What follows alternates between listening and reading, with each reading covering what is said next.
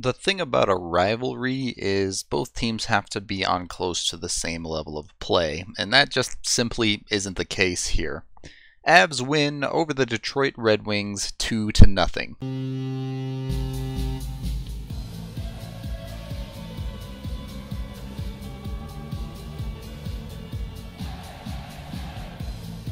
Outside of the incident, there really isn't much to talk about in this game. It was a super standard game for the Avs playing against a weaker team. They played down to their competition.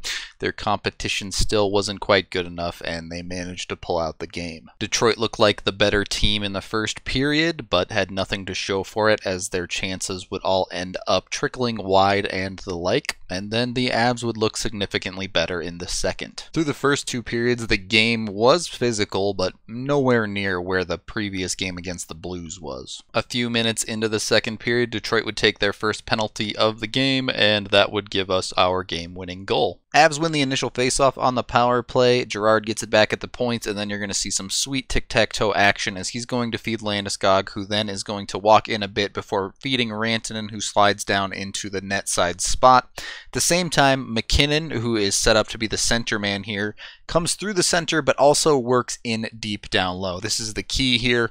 It sets up a spot for Rantanen to do what he does best, find him on a one-touch pass, and McKinnon finishes 5-hole. A power play goal a game is starting to feel pedestrian for these guys, which is fantastic. The rest of the second period would fall back into some sloppiness, but as I said, the Avs just looked like the clearly better team here. They also struggled to finish a bit, so it's 1-0 after 2. From the beginning, Detroit really upped the physicality in the third, and the Avs tried to keep up, responding with some hits that were clean-ish, maybe borderline even, I'd give you, and Detroit would then immediately initiate fights after them.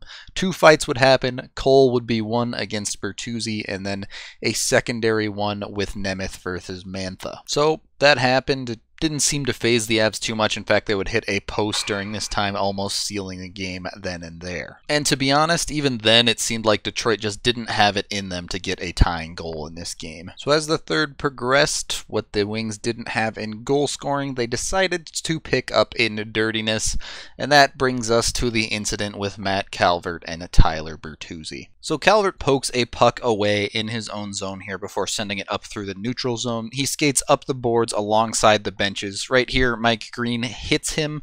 This is completely fine. All of this is clean. Calvert gets his stick knocked into the bench during this, and even right here, I'm mostly okay with it. You have a little bit of a stick grab here from Rasmussen. It's borderline, but we see cheekiness like this along the boards all the time near the benches. You're going to see as Calvert goes to skate away, Rasmussen almost immediately lets go of the stick here. But the problem is, deeper along the stick near the blade, you have Tyler Bootuzzi holding it, and he's holding it like someone super glued his hands to it. He will not let it go no matter what. Calvert, trying to get back into the play here, is going to try and yank on the stick. For starters, this is 100% a penalty. No doubt about it. It's holding the stick, first of all, clearly, and Bootuzzi is also interacting with the player on the ice while on the bench. So that's 2 things that you cannot do. From there, Calvert, after failing to pull it loose a couple of times, moves towards the bench and pushes his stick forward. I'm not sold that it's the spear that everyone is saying it is.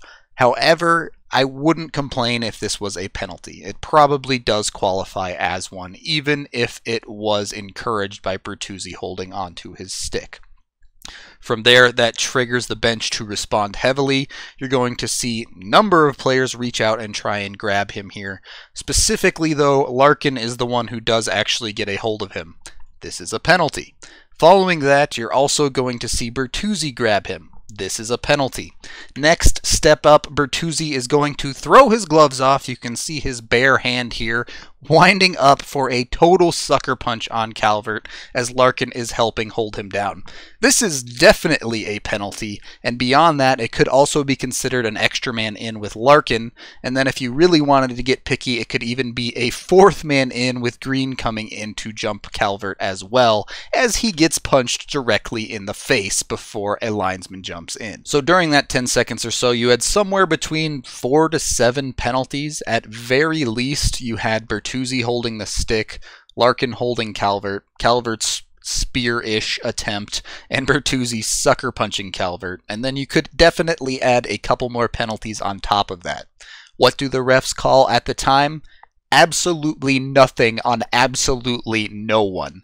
I mean, that's borderline negligence of doing your job as a referee. It's just not acceptable. Now, Bootuzzi did end up getting suspended 2 games by the league after the fact, which I was glad to see they at least did something about that, but you still cannot tolerate something like that happening and no punishment getting handed out at the time. Thankfully, Calvert was okay and it didn't really affect the game at all, but that's just absolutely ridiculous. And again, I would have been perfectly fine with a penalty getting called on Calvert at the time, but you have to control the game.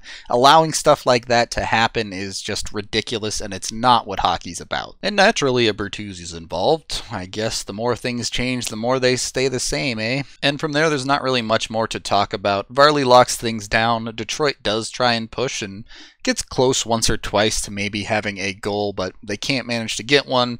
Eventually, the Avs get to slip one into the empty net and get Varley his first shutout of the year. Happy for Varley, certainly happy the Avs got the win here, but this just wasn't a very exciting game, and there's not a whole lot the Avs can take from it other than that Detroit is real dirty. That and the fact that I think everyone is tired with the disappointing reffing this season. Not biased against one team or the other, just all around terrible reffing. It's been a fairly consistent theme across a number of Avs games now where you're sitting there going, wow, they missed a ton of calls against both teams and there was absolutely no consistency with any of their calls.